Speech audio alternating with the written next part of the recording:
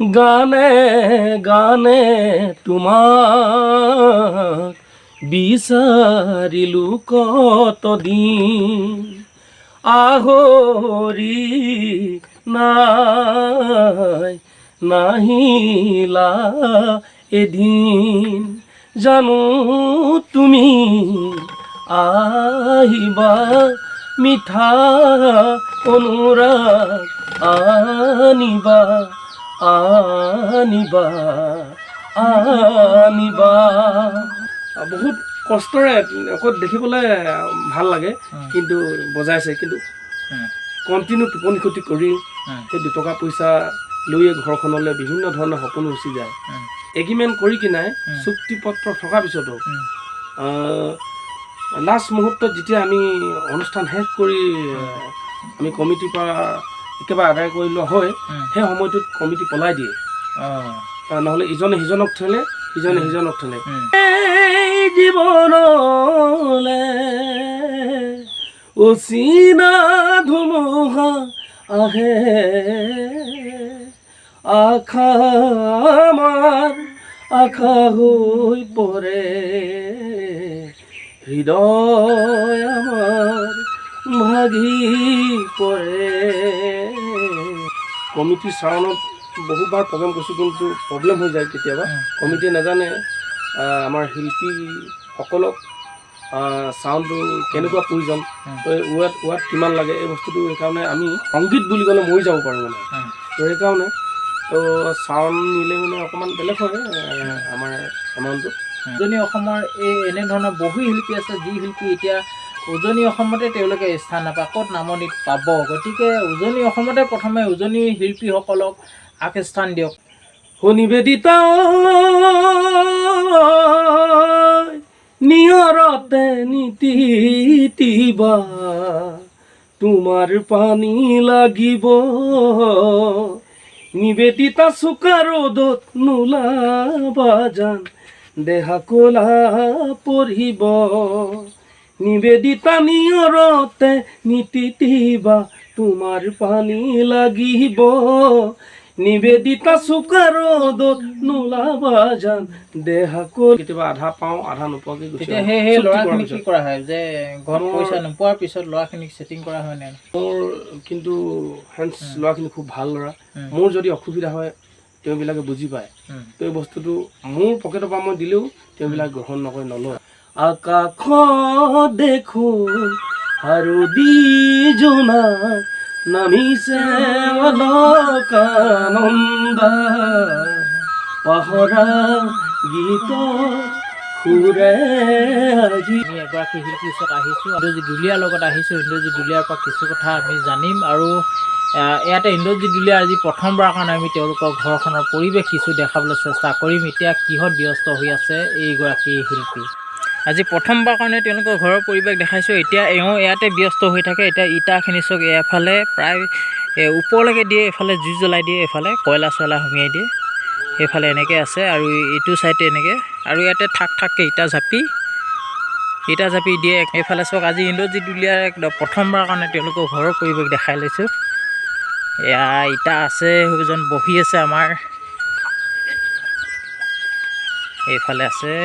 আমি এবাৰ কথা পাতিম। ভাল ন এটা? হয়, ভালে আছোঁ।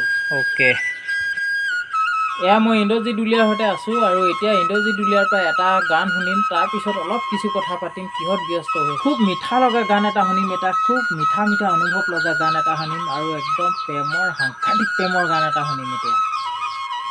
গানে গানে তোমাক বিচাৰিলো কতদিন, আহৰি নাই নাহিলা এদিন। জানো তুমি আহিবা, মিঠা অনুৰাগ আনিবা আনিবা আনিবা। সময় হ'লে সপোনতে দেখা দিবা তুমি, দি থকতে আহি কবা বুকুৰ আপোন বুলি দি থকতে আহি কবা বুকুৰ আপোন বুলি। এতিয়া এইসকল শিল্পীক উলিয়াই অনাৰ দায়িত্ব আপোনাৰ, এইসকল শিল্পীক উলিয়াই অনাৰ দায়িত্ব সকলোৰে। এইসকল শিল্পীক এতিয়া ঘৰত বহি থাকিব নিদিব। তেওঁলোকত এখিনি শিল্পী আছে যিখিনি নতুনকৈ ওলাই আহিছে, কোনোবা বাঁহী বজাবলৈ, কোনোবা পেট বজাবলৈ, কোনোবা ঢোলকি বজাবলৈ, আৰু এনেকুৱা বহুত পুৰণা ইয়াৰে সংগীতৰ শিল্পী কেইগৰাকীমানো আছে যি এতিয়া অন্য শিল্পীৰ ওচৰত তেওঁলোকে বাদ্যযন্ত্ৰ বজাই আছে, অৰ্থাৎ তেওঁলোকে সংগীতৰ ধাৰাটো অব্যাহত ৰাখি আছে। আৰু যেতিয়া ইন্দ্ৰজিৎ দুলীয়াৰ প্ৰগ্ৰেম হয় তেতিয়া সেইসকল শিল্পী ইন্দ্ৰজিৎ দুলীয়াৰ লগতে একেলগতে প্ৰগ্ৰেম কৰিবলৈ যায়। অৰ্থাৎ নতুন প্ৰজন্ম এখিনি শিল্পী আছে যিখিনি শিল্পীক উৎসাহ দিয়াৰ দায়িত্ব আছে আপোনাৰ সমাজৰ। যিখিনি শিল্পীক তেওঁলোকে শিল্পী সত্তাটোক জীয়াই ৰখাৰ দায়িত্ব আছে আপোনাৰ সমাজখনৰ। গতিকে ইন্দ্ৰজিৎ দুলীয়াই এবাৰ প্ৰগ্ৰেম পাইছেনে নাই পোৱা আমি কিছু কথা জানিবলৈ চেষ্টা কৰিম। বন্ধু, কিবা প্ৰগ্ৰেম আহিছে নাই? এতিয়া ৰাভা দিৱসৰ প্ৰগ্ৰেম আহিছে নাই? হয়, ৰাভা দিৱসৰ বৰ্তমানলৈকে প্ৰগ্ৰেম অহা নাই এতিয়ালৈকে। আপোনালোকে আশীৰ্বাদ আৰু মৰম দিব বুলি আশা কৰিছোঁ। সকলোৱে এটা গ্ৰুপ যাওঁ, মিলিজুলি কিবা এটা আশা থাকে। তো এই বস্তুটো চবেই আমি মিলিজুলি আৰু প্ৰগ্ৰেমলৈ যোৱা হয় বা প্ৰগ্ৰেম কৰা হয়। তো সেইকাৰণে আশা কৰিছোঁ আপোনালোকে যাতে খবৰবিলাক দিব বা আমাক আগুৱাই নিব বুলি আশা কৰিছোঁ। মানে নিশ্চয়কৈ সাধাৰণভাৱে এগৰাকী শিল্পীৰ লগত বাদ্যযন্ত্ৰৰ শিল্পী থাকে, তেওঁলোকৰ লগত 2খন বা 3খনকৈ গাড়ী যোৱা হয়। গতিকে দূৰৰ প্ৰগ্ৰেম হ'লে 3খন গাড়ীৰ আপোনালোকে জানেই তেলৰ কিমান খৰচ, বা প্ৰত্যেকজন ব্যক্তিকে যদি তেনেকুৱাকৈ দিয়াও হয় তেতিয়াহ'লে অতি কমেও 40,000 ভিতৰত বা 30-40,000 ভিতৰত এটা প্ৰগ্ৰেম মানে অকল তেওঁলোকে জাষ্ট কৰি থৈ আহিব পাৰে আৰু তেলৰ খৰচ কিবা এটা মিলাই পিনাই। ওচৰ হ'লে মানে ইমানখিনি কৰিব পাৰে, বাকী দূৰৰ হ'লে কিন্তু তেওঁলোকৰ যাতায়াতৰ খৰচটোৱে ইমান পৰি যায়, কাৰণ 3খন গাড়ী 4খন গাড়ী যায়, হয় নাই? আৰু চাউণ্ড আচলতে এনেকুৱা আৰু চাউণ্ডটো প্ৰায় নিজে নিয়া হয়। আমি তাৰমানে কি হ'ল, কমিটিৰ চাউণ্ডত বহুবাৰ প্ৰগ্ৰেম কৰিছোঁ কিন্তু প্ৰব্লেম হৈ যায় কেতিয়াবা।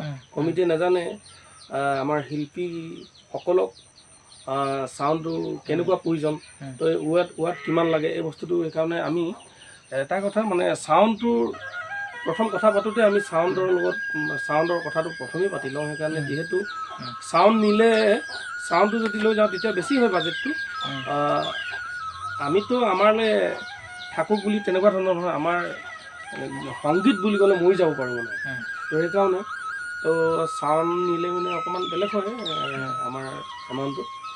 তো চাউণ্ড যদি ৰিস্ক লয় কমিটিয়ে, আপোনালোকে বিচৰামতেই দিছোঁ বুলি যদি কয়, তেতিয়াহ'লে কিবা এটা যাব পাৰে আৰু আপুনি কৈছিলে ঠিক তেনেকুৱাৰ ভিতৰতে একেবাৰে ওচৰ এনেকুৱা আমাৰ এই ওচৰ পাজৰ জেগাতহে তিনিচুকীয়া জিলাৰ ভিতৰত কৰিব পৰা যায় তাৰমানে, একেবাৰে নাই বুলি ক'লে মানে।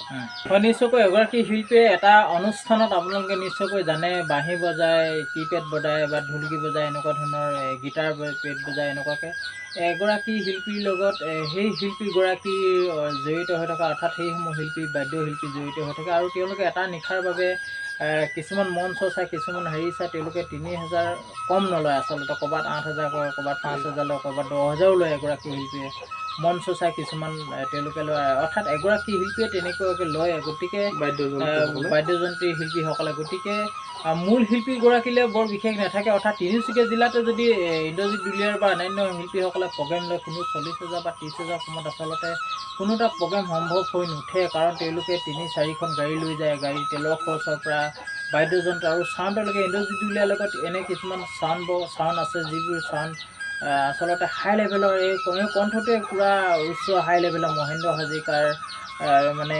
কণ্ঠস্বৰ যেন অনুভৱ হয়।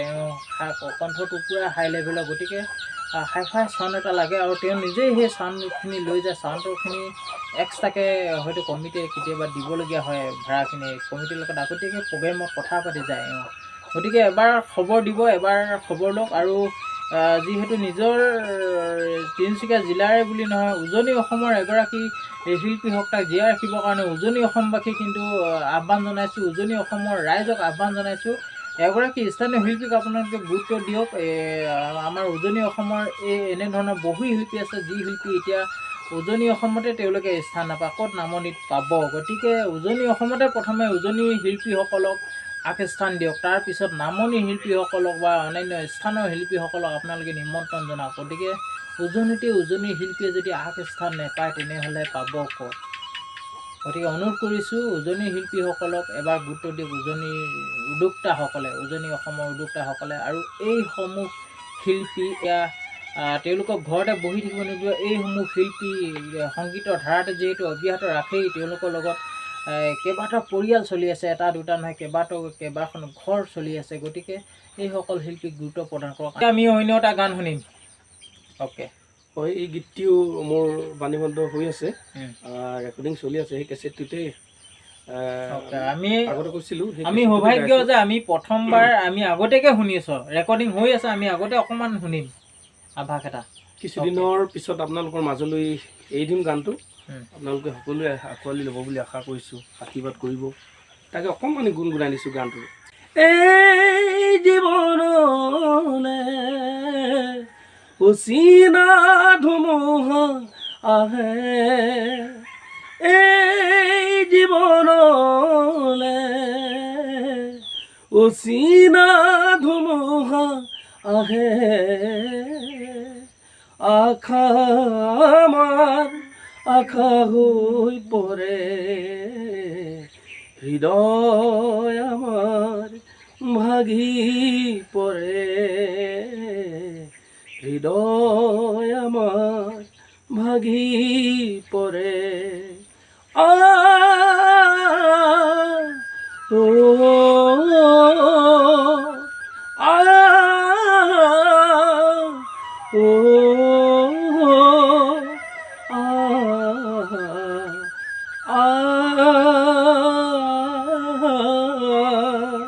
কণ্ঠশিল্পীক যেতিয়া উদ্যোক্তা মণ্ডলীৰ বা অন্যান্য লোকসকলৰ পৰা তেওঁলোকে অপমান যেতিয়া পায়, তেতিয়াহ'লে এগৰাকী শিল্পীয়ে আচলতে মনত দুখ প্ৰকাশ কৰে। আৰু সেয়াৰ দুখ প্ৰকাশ কৰিছে আমাৰ ইন্দ্ৰজিৎ দুলীয়াও সেই একে পৰিৱেশৰো সন্মুখীন হয় কেইবাবাৰো। দেখিবলৈ ভাল লাগে, কিন্তু বজাইছে, কিন্তু কণ্টিনিউ টোপনি ক্ষতি কৰি সেই দুটকা পইচা লৈয়ে ঘৰখনলৈ বিভিন্ন ধৰণৰ সপোন গুচি যায়। ল'ৰা খোৱা বোৱাৰ পৰা, পিন্ধাৰ পৰা আৰু ঘৰখন পৰিচালনা কৰা। ঠিক এজন সেই ছিংগাৰৰ লগত জড়িত হৈয়ে এইবিলাক ঘৰ চলাই থকা হয়। যাতে দুনাই নকৰে, এইবিলাক নকৰিব। বহুত কষ্টৰ মাজত মোৰ জীৱনতো হৈ পাইছে, মোৰ জীৱনতো তেনেকুৱা হৈ পাইছে। ক'লে বহুত দিশলৈকে ওলাই যাব, বহুত এখন আজি ক'ব নালাগে আৰু কথাখিনি খালি হৈ পাইছে। হয় হয়, কিমান মানে ধন ইমান দিম বা আগধন ইমান দিম। হয়, এগ্ৰিমেণ্ট কৰি কিনাই চুক্তি পত্ৰ থকাৰ পিছতো লাষ্ট মুহূৰ্তত যেতিয়া আমি অনুষ্ঠান শেষ কৰি আমি কমিটিৰ পৰা একেবাৰে আদায় কৰি লোৱা হয়, সেই সময়টোত কমিটি পলাই দিয়ে। নহ'লে ইজনে সিজনক ঠেলে, সিজনে সিজনক ঠেলে। ঠিক তেনেকুৱা হৈছে। আমি কেইবাখন কমিটিৰ ওচৰতো আমি সেইটো সন্মুখীন হৈ আহিছোঁ। পইচা কেতিয়াবা আধা পাওঁ, আধা নোপোৱাকৈ গুচি সেই ল'ৰাখিনিক কি কৰা হয় যে ঘৰত পইচা নোপোৱাৰ পিছত ল'ৰাখিনিক ছেটিং কৰা হয় নাই? হয় হয় হয়, মোৰ কিন্তু ফ্ৰেণ্ডছ ল'ৰাখিনি খুব ভাল ল'ৰা। মোৰ যদি অসুবিধা হয় তেওঁবিলাকে বুজি পায়। এই বস্তুটো মোৰ পকেটৰ পৰা মই দিলেও তেওঁবিলাক গ্ৰহণ নকৰে, নলয়। খুব ভাল মোৰ লগত থকা ল'ৰাখিনি, খুব ভাল। আৰু তেনেকুৱা যেতিয়া তোমাৰ প্ৰগ্ৰেম নাথাকে ঘৰত, তেতিয়া ল'ৰাখিনিয়ে কোন শিল্পী বা কাৰ লগত জড়িত হৈ থাকে? হয়, এই মোৰ বন্ধু এজন আছে ৰাজীৱ শদিয়া, তেখেতৰ লগত প্ৰায় থাকে। আমাৰ বিয়েন তাঁতী আৰু এইফালে বৰদেৱ মৰাণ, তেওঁলোকো ৰাজীৱৰ লগত থাকে। আৰু ৰাজীৱ হৈছে বৰ ভাল ছিংগাৰ, বৰ ভাল গান গায়, আপোনালোকে সকলোৱে দেখিছে। খুব ভাল লাগে মোৰ ৰাজীৱৰ গানখিনি। তো কি ক'ম আৰু, সেইটোৱে কৈছোঁ, ৰাইজক অনুৰোধ কৰিছোঁ, এই যিবিলাক ঘটি আছে এইবিলাক যাতে কতো নহয় বা কোনেও নকৰে। শিল্পীৰ জীৱনবোৰক যাতে বুজি পায়, বুজি পাব লাগিব। আৰু সমাজখন আমি খুব সুন্দৰৰূপে আমি পৰিচালনা কৰিব লাগিব। তো আপোনালোকে আমাক জীয়াই ৰাখিলে আমিও জীয়াই থাকিম। এতিয়া আমি এটা বিহু গান শুনিম, তাৰপিছতে আমি অনুষ্ঠানটো খুব চমু কৰিবলৈ চেষ্টা কৰিম। এতিয়া এটা বিহু গান, মই ইটোৰ পূৰ্বে এটা অনুষ্ঠান কৰিছিলোঁ, প্ৰতিদিন লাইভ অসমত এটা অনুষ্ঠান কৰিছিলোঁ, আৰু তাতে তেওঁ এটা প্ৰথম গানটো আছিলে নিবেদিতা নিয়ৰতে নীতিদীপা, আৰু গানটো শুনাৰ পিছত সকলোৱে কমেণ্টে উপচাই পেলাইছিল আৰু শিল্পীগৰাকীৰ নাম সুধিছিল। আমি প্ৰথমে নামটো দিয়া নাছিলোঁ, আৰু এতিয়া সেই গানটোকে এবাৰ আমি শুনিম। ডিঙিটো অকণমান বিষাই আছে, তথাপিতো চেষ্টা কৰিছোঁ অকণমান নিবেদিতা নিয়ৰতে নীতিবা তোমাৰ পানী লাগিব, নিবেদিতা চোকা ৰ'দত নোলাবা জান, দেহা ক'লা পৰিব, নিবেদিতা নিয়ৰতে নীতিবা তোমাৰ পানী লাগিব, নিবেদিতা চোকা ৰ'দত নোলাবা জান, দেহা ক'লা পৰিব, অচিনাকি অন্তৰত মৰম নেযাচিবা, কোমল বয়সতে প্ৰেম যেন পৰিবা, নিবেদিতা কেতিয়াবা এনেনো দুখ লাগিব যা, তেতিয়ানো বুজিবা, খাবানো জ্বলা ক'লা, তেতিয়ানো বুজিবা, খাবানো জ্বলা ক'লা। এয়া আচলতে এগৰাকী শিল্পীৰ কণ্ঠ, সহজ পৰিৱেশৰ মাজত তেওঁ গানৰ চৰ্চা কৰে, আৰু এয়া প্ৰকৃতিৰ এটা সৌন্দৰ্যৰ মাজতে তেওঁ গানৰ চৰ্চাখিনি কৰে। তাৰ লগতে তেওঁ নিজৰ কৰ্মতে ব্যস্ত হৈ থাকে, আৰু যেতিয়া সংগীতৰ অনুষ্ঠান নাথাকে, যেতিয়া মঞ্চৰ প্ৰগ্ৰেম নাথাকে, তেতিয়া এই শিল্পীগৰাকী ঘৰতে ইটা বনাই, ইটা ভেটা তেওঁ নিজে ইয়াতে সৃষ্টি কৰি লৈছে। ইটা ভেটাৰ লগত জড়িত হৈ থাকে, আৰু পুনৰবাৰ আমি অনুৰোধ কৰিছোঁ অসমৰ ৰাইজক, আৰু এনেকৈ আচলতে এগৰাকী শিল্পীক আপোনালোকে শিল্পী সত্তাটোক জীয়াই ৰাখিবৰ কাৰণে আপোনালোকে মঞ্চৰ এখন দিয়াৰ প্ৰয়োজনীয়তা খুব আছে। আকাশ দেখোন হাৰুদি জোনা, নামিছে অলকানন্দা, আকাশ দেখোন হাৰুদি জোনা, নামিছে অলকানন্দা, পাহৰা গীতৰ সুৰে আহি, পাহৰা গীতৰ সুৰে আহি, জগালেহি যৌৱন, কিয় বাৰু প্ৰীতি সুবাসে ধুৱাই দিলেহি মোৰে উদাসী মন।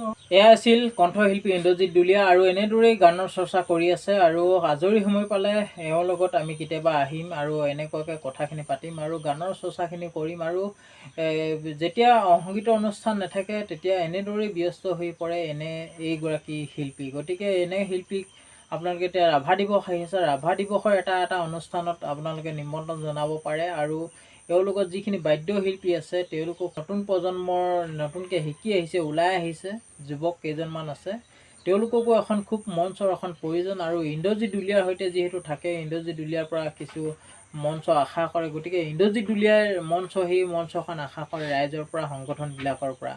গতিকে আশা কৰোঁ তিনিচুকীয়া জিলাৰ অন্যান্য ঠাই সংগঠনবিলাকে, ডিব্ৰুগড় বা আমাৰ এই শিৱসাগৰ, এই আমাৰ উজনি অসমৰ বিশেষভাৱে দল সংগঠনবিলাকে ইন্দ্ৰজিৎ দুলীয়াৰ সৈতে কণ্টেক্ট কৰিব। আমি কণ্টেক্ট নাম্বাৰ দিয়া আছে, আপোনালোকে এবাৰ তেওঁলৈ ফোন কৰি তেওঁ অনুষ্ঠানলৈ মাতিব পাৰে। তোমাক আজি অনুষ্ঠানটোৰ কাৰণে অশেষ ধন্যবাদ জনাইছোঁ আৰু বিদায় জনাইছোঁ। হয়, মোৰ ফালৰ পৰাও পুনৰ লগ পাম বুলি আশা কৰিছোঁ। ধন্যবাদ। আজি অনুষ্ঠানটো বিদায় লৈছোঁ। আমি অন্য এগৰাকী শিল্পীৰ পৰা খুব চমুকৈ দুটিমান গান শুনিবলৈ আকৌ পুনৰ অন্য এগৰাকী শিল্পীৰ ওচৰলৈ যাম। আজিৰ কাৰণে ইন্দ্ৰজিৎ দুলীয়াক বিদায় জনাই সকলোকে বাই বাই আৰু বিদায় জনাইছোঁ।